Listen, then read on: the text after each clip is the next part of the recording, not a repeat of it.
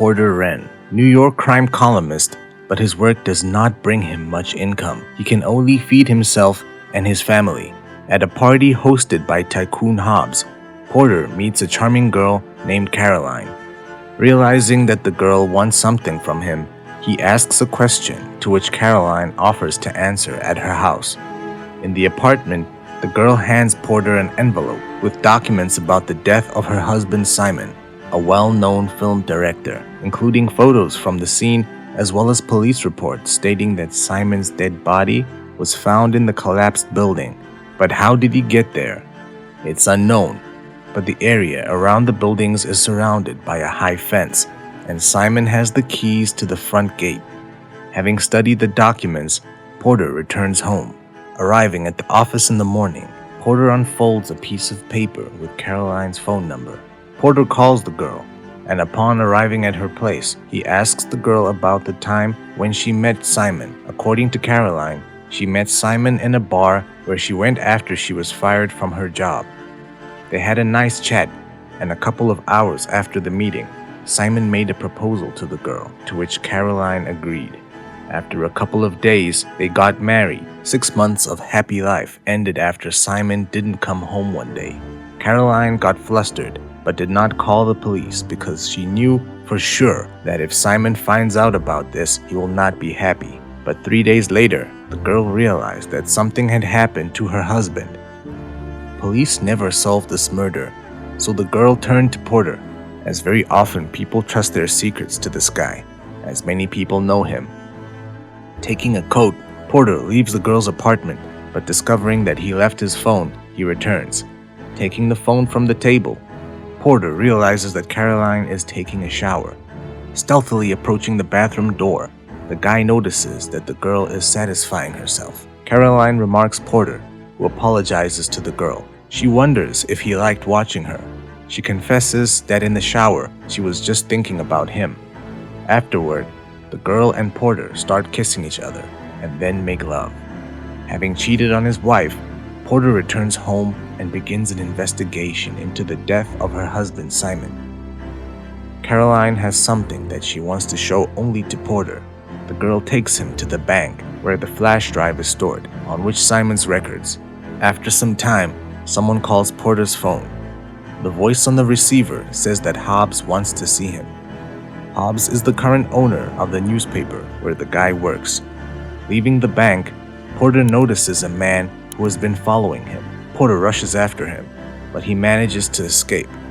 Arriving at Mr. Hobbs, Porter learns that the magnate knows everything about his affair with Caroline, who constantly sends Hobbs one and the same record with compromising evidence on a man, without demanding any money. The task of Porter is to deal with this.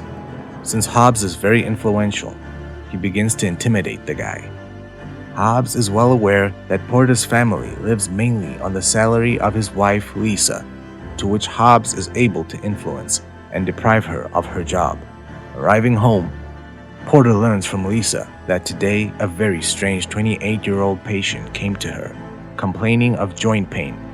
But during the examination, Lisa did not find anything. Arriving at Caroline, Porter informs her that he has something for her. The girl also has something for Porter, so she suggests postponing things for later. After the girl begins to ask Porter about Lisa, Porter assumes that it was Caroline who came yesterday to Lisa's appointment, with which the girl agrees. Caroline was inspired to do this out of curiosity. Lisa is very smart, so Porter asks the girl not to see his wife again. Caroline asks Porter if he thinks about her when he makes love to his wife, to which the guy replies yes. Then Porter directly asks Caroline about the record, which was sent to his boss. The girl confesses that she is not doing this. Caroline hoped that Porter would find this record while investigating Simon's murder, who sends it to Hobbs. The girl does not know, but now it is there because she was there. According to her stories, Simon constantly tested the girl to find the limit of her opportunities. They put each other conditions. At the request of Caroline, Simon has to hold a dying man by hand, and Caroline has to sleep with someone unexpected. The chauffeur or some gardener won't work. That evening, The girl saw Hobbs. She saw him on TV, so she immediately recognized him. Having learned in which hotel room he was staying, the girl entered, where she filmed everything that was happening on a spy camera pen. Porter concludes that everything that happened between him and the girl is very secret. The next day, Porter goes to the nursing home, where he meets with Simon's father, asking the old man about the memory card. Not receiving a response from Frank, he searches his room and finds a video camera in the nightstand. He checks the memory card. At this moment, he receives a message from Lisa. Arriving at the hospital, Porter learns that some man wounded her with a pistol. To keep his family safe, Porter is ready to do everything. It is possible to do this through his confidant Kimball, throwing a noose around his neck. He demands to call Hobbs. Contacting the billionaire, Porter demands to leave his family alone. Otherwise, he will make 1,000 copies of that video and send it to all the sites in the world, to which Hobbs gives the guy 24 hours to deliver the record to him. Otherwise, everything that happened to him will be a kindergarten compared to what lies ahead. Returning home, Porter looks through the video record that he stole from Simon's father. There is nothing special on the video, only Frank's request not to blame himself for what will happen later on. Later on in the video, old Mrs. Sagal also appeared, who visited Frank very often at the nursing home. Porter goes to the old woman, but no one answered his calls. Late at night, finding the key to the front door, Porter gets in. Digging through letters, he hears a noise. He can't get out of the house, so he hides behind the door. Mrs. Sagal sees him, and she is trying to call the police. But Porter explains everything and asks her for help, showing his documents. The old woman finds out the journalist, as he constantly reads his articles. According to her, Simon and her son Michael were childhood friends. Michael drowned in childhood, and Simon continued to visit after the death of his mother, becoming almost a son to Mrs. Sagal. As soon as Simon began to earn money, he constantly sent $2,000 to the old woman. But on the accounts that Porter saw, there was a completely different amount, $5,000. According to the old woman, she received this money from Simon's company for sending flash drives to Hobbs. Mrs. Sagal says that she has the last flash drive, which she passes to Porter.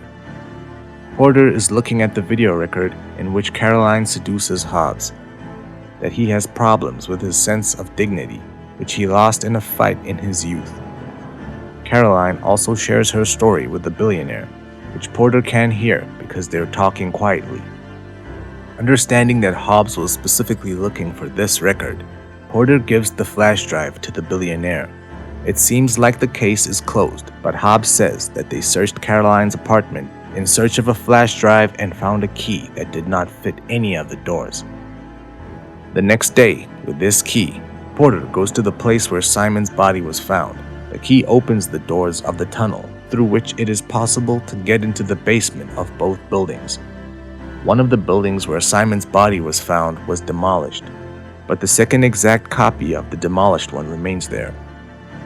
The journalist meets a security guard. According to the man, the elevator in the demolished building was downstairs in the basement of the house, and the police did not search anything because the elevator was under a thick layer of soil. Having hired a team to dig out the elevator of the demolished building, Porter gets inside. He finds their text devices to which multiple cameras have been connected. In the video record, Simon shows Caroline the horse that Hobbs gave her after the girl told her story in a hotel room. This horse figurine costs a lot of money. Simon does not want to let Caroline out until he hears the same story, but for the girl, the story is too personal. Simon crashes the horse and then fastens the girl to the elevator and swallows the key. Simon lowers the elevator down, pulling the girl behind him so as to not die. She agrees to tell him what happened in her childhood. Simon stops the elevator, and the girl, grabbing the leg from the horse figurine, sticks it into her husband's neck to free herself. She needs a key that Simon swallowed. The girl rips open his stomach and finds the key. Going upstairs, Porter calls Caroline, saying that he found the record and gave it to Hobbs. The girl asks to meet and shows Porter the engagement ring that her new boyfriend gave to Caroline. Porter also has something to show. He pulls out the head from a horse figurine found in a demolished building. Taking out the key that Hobbs gave him, Porter talks about the fact that Simon's murder was caught on camera.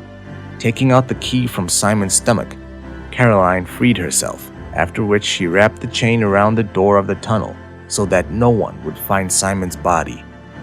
Porter shows the flash drive, explaining that it is a copy.